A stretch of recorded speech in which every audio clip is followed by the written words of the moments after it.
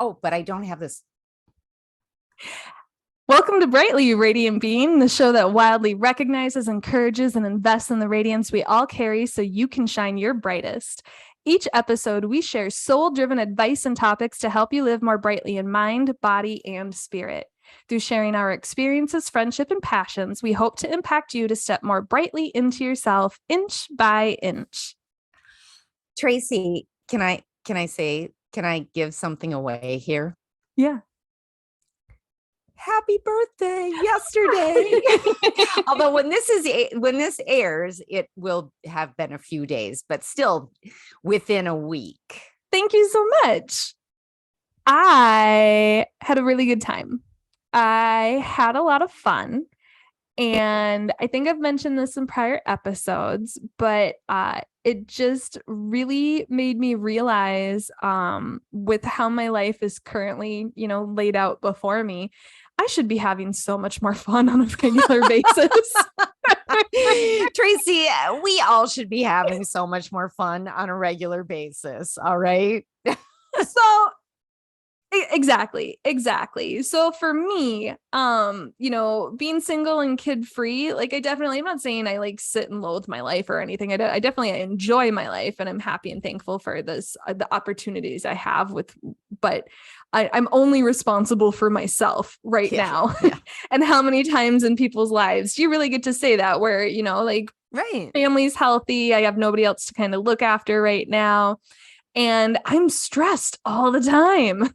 And it's things like, oh my God, we didn't deep clean or bless our house last Sunday. And it's really who cares? It's just us. Our house is not wretched by any means. We can do it Tuesday. We got time, right? So what are you creating your own stress? Maybe, or just kind of my garden was taken over by weeds because between our rain and then immediate super high heat, I had ripped everything out with the intention of getting laying down cardboard and mulch to kind of try and get rid of weeds so then I could plant this fall.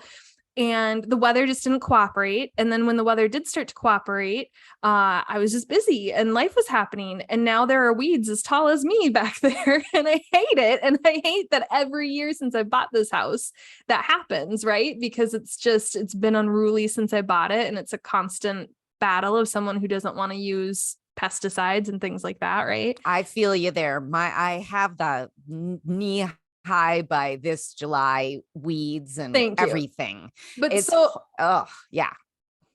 So the other day I was like, this should be fun. Gardening is a hobby you enjoy and the world is giving you something to do that you like doing. Don't stress about it, right? So then with that, it wasn't necessarily fun, but I implemented a new thing. Anytime I walk by, just pull a weed. Who cares? Just pull something. My front yard looks a lot better this week. Because anytime I parked up front, I was like, oh, yank, bye, buddy. But just in general, having so much more fun. But so I was kind of thinking about what have I gotten away from? And I really like watching movies and TV. And I think during the pandemic, I kind of burned out on it as the one thing. Oh, So I started by rewatching The West Wing until it wasn't fun anymore. And now I'm doing Grey's Anatomy and I'll stop when it's not fun anymore. Okay. It was a little way that started to bring back fun in my life. But then I wanted to watch a movie. Whereas before I just was meh about it. And it was starting to feel fun and exciting again. So I started watching movies and we kind of talked about this a little bit personally, but have you ever cheered on the villain of a movie more than the hero? Honestly, I have. I have. They especially make the bad movies because sometimes the villain feels like they have the better backstory, the better the reason why they're doing it, and there's just something, I don't know if they put people in the roles that are more, there's something charismatic about them. Yes. I'm not saying I root for the Germans. That's not the villain I'm talking about. No. I'm talking about Loki, something kind of fun. life kind of needs a harmless irritant to shake things up, right? Like, I don't think villains are less appealing than heroes. I've never, even as a kid, I never understood the Disney, like, well, as an adult, I understand the Disney princess obsession because they have gorgeous voices and everything's perfect about them. And they have great hair that's the same underwater and on land. Like, they just like, they paint them as these magical people. But when I watch them as adults, I was like, damn, you're boring. So, and I will actually say that's what I like about Disney lately is that they've moved away from that and to more realistic characters. However, I want to go back to the whole hero thing. A hero isn't a hero without a villain. See? And like, I feel like they, let's see, they're more like, I'm talking about like the villains that are a little bit more like a trickster, right? That they're a little mischievous. Yeah. That there's just like you said, that the charisma or that glint in their eye, but they're not like the archetype, you know, like the villain could be the bad guy or the devil in life or whatever. But this, I'm thinking kind of more lighthearted trickster where they're more like comedic and harmless con men, right? Where the people that are interacting with them are kind of asking for it to a degree. Okay. I like that. But so, you know, they're like some famous ones are like more notable ones in movies I was kind of thinking about other than Loki, like Deadpool. Have you seen Deadpool? Like anything Ryan Reynolds does, even when he's the good guy as Green Lantern, he's a trickster, right? He's the sarcastic, witty, clever, fighting against being the hero, not wanting to fill that archetype. Robin Hood, he literally steals from people, but because he gives to poor people, we're cool with it. And he's kind of fun and sassy while he does it, right? Like or I love that show White Collar, where Neil teams up with an FBI agent and he's allowed to do crime legally now because he's sided with the bad guys. But what he's doing, the only difference is he doesn't get to benefit from it financially. He still gets the reward of being himself. So I wonder if Hollywood didn't do all of these things on purpose because there is that whole sort of mysterious, charismatic, drawn to the villain type. I mean, like, where would Batman be without the Joker, right? Why so serious? And so I feel like when it comes to villains and when it comes to like circling back to like feeling like I should be having more fun, I was like, do I have an inner bad guy? Ooh, now wait, is this an inner bad guy who's like cool and charismatic? Or is this an inner bad guy who I don't know what? Well, so I mean, you could also like instead of inner bad guy, you know, we have that stereotype of the devil on your shoulder. And when you think of the devil on your shoulder, do it. Go ahead. Do it. So is the devil on your shoulder an external evil entity, or is it the part of you that just is trying to get you to release inhibitions, that's trying to get you to lighten up, that's trying to like get you to reach some need you're ignoring by trying to be perfect and pure with the angel? I don't think of the devil as like the stereotypical or the more Christian based evil entity on your shoulder. I think it's more the one that's like let loose. It's the one that's having fun, right? Yeah. So do you? So you asked yourself that question. So do you think you do, or do you want to cultivate that? Well, so we talked a while back about like feminine archetypes, right? Yeah. And so I started thinking more about balance, right? Good and evil is about a balance. You can't, and like you just said, you can't have a hero without a villain, right? We're all gonna have, you know, how do you view human nature? Are we all inherently good, or are we inherently bad? I think we're both and it's up to us to have balance. But when kind of thinking, do I have an inner bad guy? And when thinking about archetypes of the villain and things like that, I was reminded that someone recently on TikTok was talking about the 7 deadly sins are just your 7 chakras out of balance. See, there's that 7 again that came up with alchemy. Yeah. Okay. So it's your that makes perfect sense, doesn't it? That it's your chakras out of balance. Yeah. So I don't know, or off the top of my head, I just listed out. So the 7 sins, if you're not super familiar, it's gluttony, lust, greed, sloth, pride, wrath, and envy. And envy is wanting what somebody else has, right? Jealousy is you're protective of what you have and fear someone else is going to take it. But envy is wanting what other people have. So just like all of these things just came back to like, do I have too much of an archetype running the show? I know people get really excited to be like, I'm the mother, I'm the maiden, I'm the queen, I'm the crone, but like we all have elements of all these things, right? Absolutely. You don't just have to be Athena, you can also be Aphrodite. It's about the balance of it. And so I was thinking more like, my gratification of primary needs is what's out of balance. If I'm not having fun, if I'm being hyper strict. Oh my gosh. Oh my gosh. Yes. And I have to say like that phrasing of those words, I did steal from an academic article on mythology when I started looking at this that I'll try and link to somewhere because it was a really interesting read about all of this. Yeah. But I feel like that devil on your shoulder is that gratification piece. Mm-hmm. And if the devil is too big, then it's only like gratification, gratification, gratification, and actually no growth or no downtime or no whatever. But so how do you like free up or let loose the devil on your shoulder, the trickster, the fun at parties? Especially, how do you do it in such a way or enough where it doesn't build up and come out as a powder keg in a way that implodes your life or is harmful or cruel to others, right? Like if these are primary needs, if we're not viewing him as a bad guy, but just like a voice for the things we don't attend to or have labeled or are worried about peer pressure or what made me think about a lot of this, did you see in mid to late August in the news, the Finnish prime minister debacle? I don't know if scandal. I did. So she's a 36-year-old Finnish prime minister. She is already a little bit under scrutiny for being a woman and for her younger age, but since she's been elected, from what I can tell as an outsider that doesn't live there, people are happy with her and she seems good and competent at her job.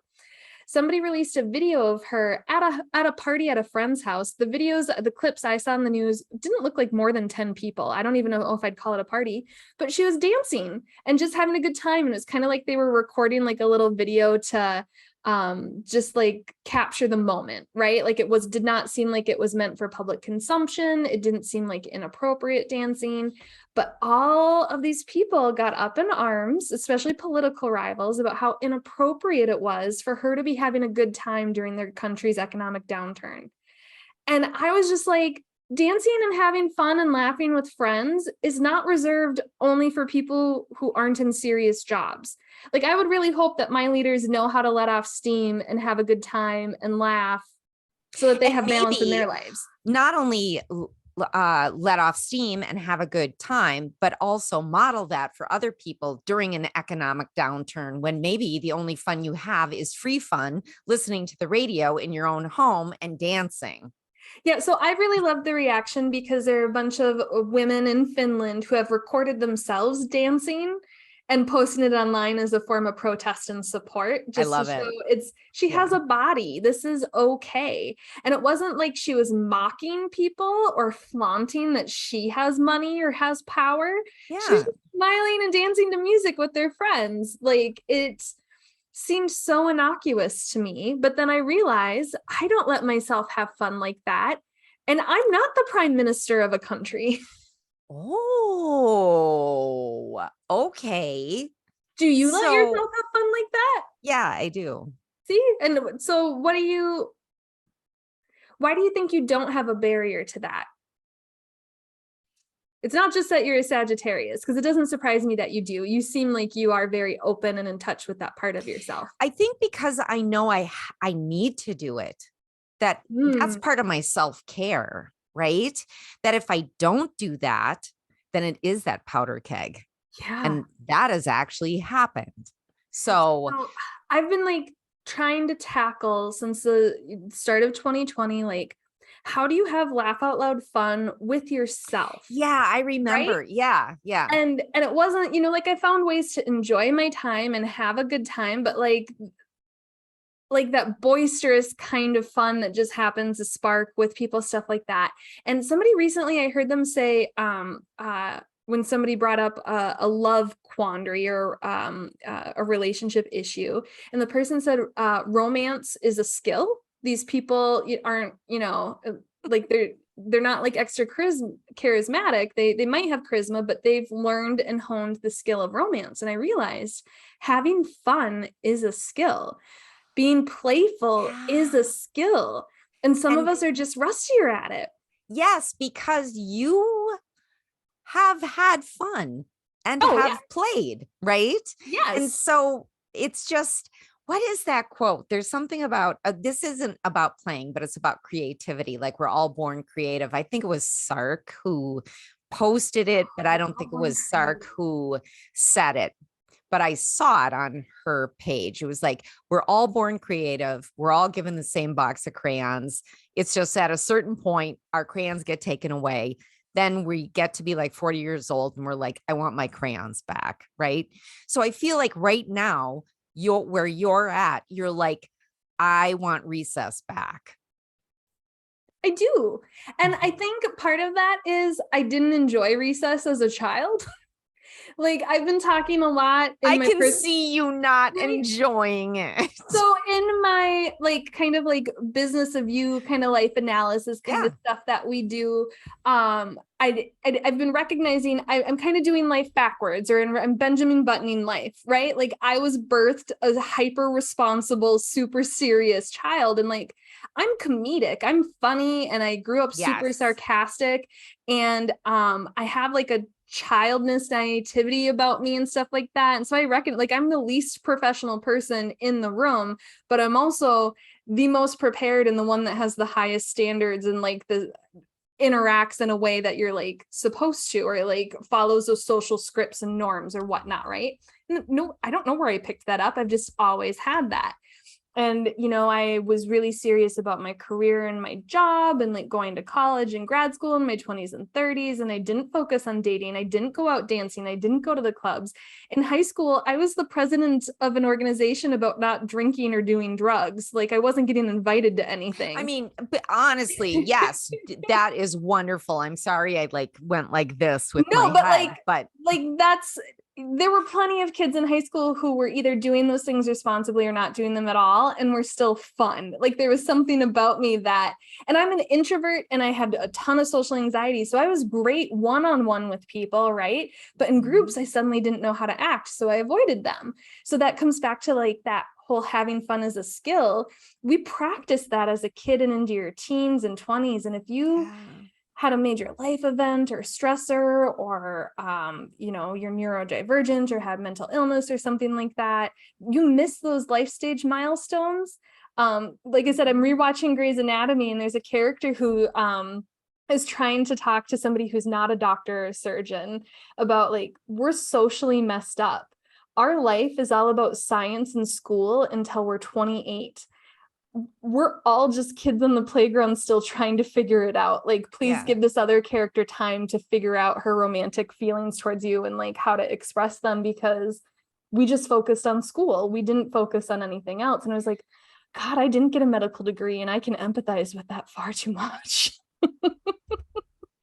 I think there are, but you did do other things similar to that. But I love the quote, we're all just kids on the playground. I actually feel like we are all just kids on the playground still, wanting somebody to be our friend and to play with us, right? Well, especially as you get older too, because at least in the culture we're in, people tend to go off into their pods and not seek help or anything else outside of that. So as you get older and as you make different career, relationship, child choice, all these things, it gets smaller and smaller and smaller. Yes. And it really doesn't have to. Like I've reconnected a handful of times when a middle school best friend of mine came into town suddenly or was going through something, and I saw it on Instagram. And so I commented, and then we started talking on the phone, and then she came to town for a baby shower for herself. And then my 30th birthday was around the same time. And this was a woman I had not seen in decades. And we just immediately fell back into our friendship. And it's one of those things where, could I tell you what's happened in the past 20 years of her life? No. I was like delicately treading on the fact that I was like, oh, I'm really starting to kind of like pick up on the fact that her brother died like in high school, and I didn't know, and like I don't want to bring it up. I feel like that's something I should just know and whatnot. But other than that, everything else was like no time had passed. And like whenever I've reconnected with high school friends or friends from college, it's always picked up just like that. Or even you with the library. We were apart for a year, and now we have a podcast. Yeah, exactly. So I have a question then, kind of getting back to that little trickster on your shoulder and having fun and letting loose. So do you have a plan? Do you just want to talk about it? I feel like that's the type of person who would laugh at having a plan. Like if there was you mean if you were naturally that person? I feel like that little devil on my shoulder would be like, F this plan, Amy. What are you talking about making her more serious? No more analysis. Stop this. No, so what I was kind of going back to, and I think we've talked about this for other things you're trying to do in life. But like, if you feel like you have an inner trickster who wants to come out and play, but you don't know how to connect to that, or you want to let loose, but you're kind of like, oh, I'm so set in this persona and personality I've built over time. I don't even know how to get out of that. Or it feels like that is who you are, regardless of all the stuff you're like cramming behind a closet door that's bursting open. I feel you got to go that Sasha Fierce Beyonce route. Where Beyonce, she has amazing skill and talent and is hardworking and planful. And even somebody with as much as she has going for her in life, she had to create an alter ego to go on stage to really let loose and be the type of performer for her music that she wanted to be. That's really resonating with people too, and helping other people come out of their shells. So I think part of it will be like, all right, who is Trickster Tracy? And is she Trixie? Trixie, the trickster, will be my alter ego, and she'll go out and she'll have a good time, and then she'll come back and she'll tell Tracy all about it. How about you? How do you do it? Other than like self-care, like I just do it. You're just better practiced at it. I think that for a while it was hidden away. Yep, it definitely was hidden away. But I think that, well, first of all, I had a different childhood than you. Not that there weren't many times that I had to be like the peacekeeper and, be older than my years. All in all, there was a lot of playground action, Well, here's what's funny about that, though. My sister, I'd say, leans more the other direction, and I probably would have called her more of a trickster growing up. Same household. Yeah. Right. Yeah. So you just never can tell. Yeah. So I'm not sure. It's like one of those things where like my devil is like going, haha, what do you mean? How does she do it? We don't know. Yeah. Yeah. But I do think there are times when all of a sudden I go, like I'm like, no. And then like, even, Rick will be like, hey, let's do this. What if we did that? I'm like, no, we can't do that. We can't do that. And then all of a sudden I become like responsible, Amy. And then let her out. I don't, right? Everybody's like, what? Now what are we going to do for fun? That's your Taurus moon. Yeah, it is. Exactly. So I'm not sure. So I was thinking kind of one place, if people listening are kind of resonating with this and are just like, yeah, I too could use a little bit more fun, or I could, give into the devil on my shoulder a little bit more. Like just think about, where could you use a little disruption? Oh, I like that. Yeah. What needs to be shaken up? Because you don't immediately have to go to the taboo, right? Like you don't have to go full villain, dark side, No, you right? could Like, just go like, okay, I wear tan pants and a black shirt every single day, right? And then you could go, I am going out and buying red jeans. right? I'm That is wearing the glitter disruption. eyeshadow today, right? Yeah. Like what's a hairstyle you always wanted to do as a kid, but you never did? How about on Sunday you try it out? Like, because I've been noticing like the butterfly hair clips that were really popular, Yeah. like Lizzie McGuire, like the late 90s kind of stuff. I don't know if somebody told me this or if I just decided it. I mean, I'm only a few years older than my younger sister, but something in my head was like, oh, you're too old for that. Oh, you can't wear that zigzag headband, even though everybody in my grade was wearing them. But there's just like Yeah. always been this voice in my head that's like, oh, no, you're too old for that. I'm still not old. Like, Okay. No, but Tracy, I can 100%. I feel that right now because mm, lately there are some clothes in my closet where all of a sudden I'm like, oh, I think I might be too old for this and what does that now. even mean? And They're what does clothes, that it's mean? fabric. And so then I had to also say, one, exactly. But what does that mean? And two, but you really like those clothes and you feel good wearing them. And three, why do you care? Three, why do you care? And four, why the hell did you make up the story about that person next door to you caring about it? Ooh. And are you five? Like, let's go with this. Mambo number. No. So like, are you secretly judging other people? And if you're not, like, why judge yourself? Yeah, that is a really good question because in that aspect, I am not judging other people. In fact, I'm typically the one going, oh, hey, well, if she's wearing that, I could probably wear that, because I do like, I love clothes and I like kind of hip clothes and cool clothes. And I feel like there was a long time in my 20s and early 30s where I dressed like an old lady. Mm, And I had little kids and bad clothes, and I looked like it was just bad. And my sister Patty can attest to that.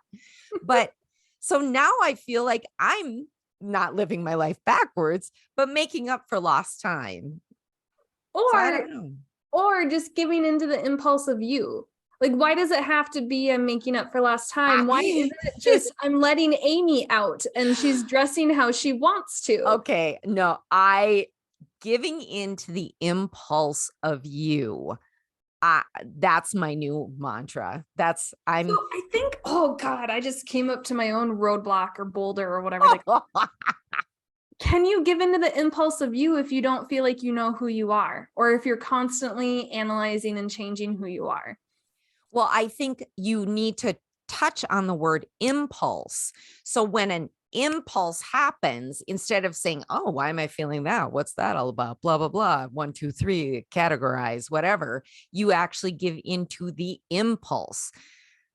And especially, I feel like if you were to do something like an affirmation at Oh, night and an affirmation in the morning, that sort of shored that up, your impulses would be more centered around having more yeah. fun. My affirmation that I wrote about this, but I haven't been saying a whole lot of lately is before bed going, why is my life so much fun? Why am I so fun to be around? You need to, if I were you, this is me telling you what to do while not doing it myself. We've switched roles. Go on. Yes. Is literally write it down so it's right by your bed. Oh, So it's that's the on a last thing you postcard by see. my bed and I ignore it because I don't want to deal with the answer if it's negative. That's a different episode. Sometimes I'm really good with that stuff. Sometimes I'm not, but I have done all the things like that where it's, yeah, I have them. I have affirmations, affirmations, all that stuff. Like I pick up my favorite ones or my ones for the year related to goals. I write them on these beautiful postcards and I put them near my bed. So if there's a stranger in my room that's going to judge me, it just looks like a pretty piece of art, right? Like it's just this little illustration on a postcard, but I know on the other side is all my secrets. But if you can't see it and you ignore it, what good does it do you? That's true. But a part of this, I feel like when giving in or creating your inner trickster, the devil on your shoulder, it's about being flawed and imperfect. And I feel like Miss Tracy has a problem with being flawed and imperfect. Although I'm both of those things. I don't like doing them publicly. No. But yeah, so I think that is a part. Aren't you the one? I feel like you've said this before, and I don't know who actually came up with it, but Flossom. Yes, Flossom. And I think you came up with it. I don't think I did. I think someone far more fun came up with it. But I think that is something to aspire to, is Flossom. So that you have to release your fear to do that. So like, what's your fear around being imperfect or flawed? Because I know I am. I acknowledge that. I'm aware of it and I don't judge myself, but being viewed that way or being that way intentionally in public, right? Not coming hyper prepared and anticipate. Like one of the biggest, like most common pieces of feedback I get professionally is you're so good at anticipating. Like if anything happened in like a board meeting or in a work meeting or something like that, like my career started in supporting executives. Right. My job is to make sure they don't look bad. And that's never been told to me. That's not on paper, but they're the director, CEO of the company that pays my paycheck. I'm going to make sure that they look good. And to do that, I have to look good. Right. And so you have to hyper prepare. And that's just a skill set I have in life. Right. And that's your professional life. Yes. That's your work life. But no, I mean, that anticipatory nature, to go back to like that, you don't like being imperfect or flawed in public. Like that's just Tracy. I know all the time. Yeah. I know. Yeah. So you're saying I don't have to do it personally. Right. Sure. Right. Amy. Okay. But I also appreciate people who are that way because fewer problems happen. But I think you can be that end. See, it's the balancing act. Yes. So for me, what I'm going to do with this is I'm going to wear the clothes that maybe look like they're too young for me when I go to Florida, because that will be an easy place to do it. It's vacation, Amy, and I don't care because I won't know anyone. You and your travel partners need to come up with vacation names for yourselves. You need to come up with these personas. What a fun time you could have with it. I'll see if even she's just up for it. Yeah, I'll see if she's up for at the airport, right? Like after you've shown your passport credentials. Oh, right. But like, so that's just it. Like your trickster, it's like the lighthearted troublemaker. You're mischievous, you're crafty and foolish. It's cheeky. Like it's just, you don't have to be completely wild, but you can be. But then it's also like, what are your fantasies? Like, what do you still fantasize about even as an adult and stuff like that? And can you do that now? Going back to like high school, Tracy had a lot of different reasons why she didn't drink or do drugs as a teenager. And then that bled into my college experience, because you enter college at 18. And I had it on good authority from friends whose parents were professors that the substance-free floors are cleaner and quieter and a much better living experience. And that sounded up my alley. And I was like, I would like my home life to be good, and I'll frolic off to parties in the good time at other people's dormitories and things like that. But so I was just never around people who did that. And I just never did it and never felt an impulse to. And then I get to my early to mid 30s and I'm suddenly getting curious about what's drunk Tracy like. And it's like, how do you dabble in that in your mid 30s, right? Like, I don't want to do it alone. That seems sad, concerning, and not fun. Safe. Yeah. Right. And in your 30s, I feel like you should know how to handle your alcohol, and you shouldn't have your first like buzzed to drunken experience in public. I don't like to annoy people, right? And I want to be safe. And so what I elected to do last year was to throw myself a 21st birthday party with all my favorite people who I wouldn't care if I was like, who I could trust to take care of me, not make fun of me, not post embarrassing photos, right? Right. And who would help me have a good time. And I did. I had the best time. We still talk about the party. I still don't feel like I super know who Drunk Tracy is though, because I was fresh off of back surgery. Like I didn't get I didn't get like blackout drunk, and I definitely like had a good time, but I was like, I think I just know Buzz Tracy, because now I'm too drunk Tracy. I fall asleep. Like I don't know how these people are like drinking and drinking, but like that was I think Buzz Tracy is good. I don't think you need yeah, drunk I don't want to Tracy. be fall down, but like yeah, that was kind of the first time I had like let loose like that around other in a group of people and in yes. and they had like, for my birthday this year, my sisters picked me up and we went to a speakeasy and they bought me drinks and then had a good time. And like one of them, there were only 3 of us total at this bar. And so one of them is sober cabbie, right? And like, I think she had a better time watching me have a good time than if she would have been the one drinking. So I'm like recognizing that like, for whatever, you know, some part of me has decided it's not okay to have fun in certain situations, or only to have fun to a certain level. Yeah. And so I'm recognizing it's safe and okay to have fun with other people, and they want me to have fun, right? Like the people I've built in my life are now constantly demonstrating like, I like you happy and fun like this and loud and like, I think Drunk Tracy, the most common, well, I clean. Apparently Drunk Tracy's a cleaner, but the party was at my house. I was being the hostess. But then I was just, they're like, you're just really sassy. And I was like, yeah, that's the voice in my head I don't let out. Like I am really sassy and I just don't do that. And Drunk Tracy does not care. And people liked her better for it. Well, I feel like that is practice for letting her out when you're sober, Tracy. Well, and that's just it. Like I've had fun like that without alcohol before and after. Yeah. But like that was a good exercise to do something I'd never done before in a safe environment and then be okay with like what happened. But I guess like when it comes to your trigger, like don't be wicked, cruel, or harmfully stupid. And it's not about power, right? Like Loki in the movies and mythology, he is seeking power and he does do some bad things, even if we're having a good time with him along the way. Most of the people are kind of upset because he destroyed their planet, right? Like, so like still do it. You can do it responsibly if you don't let the powder keg build up. Yeah. I love this talk. Thank you so much. And this was great. Good. Gosh, we hope you enjoyed listening to it. And if you've got a second, we'd love for you to share it with a friend. And also, you know, we love for you to give us a rate review. That really helps us a lot.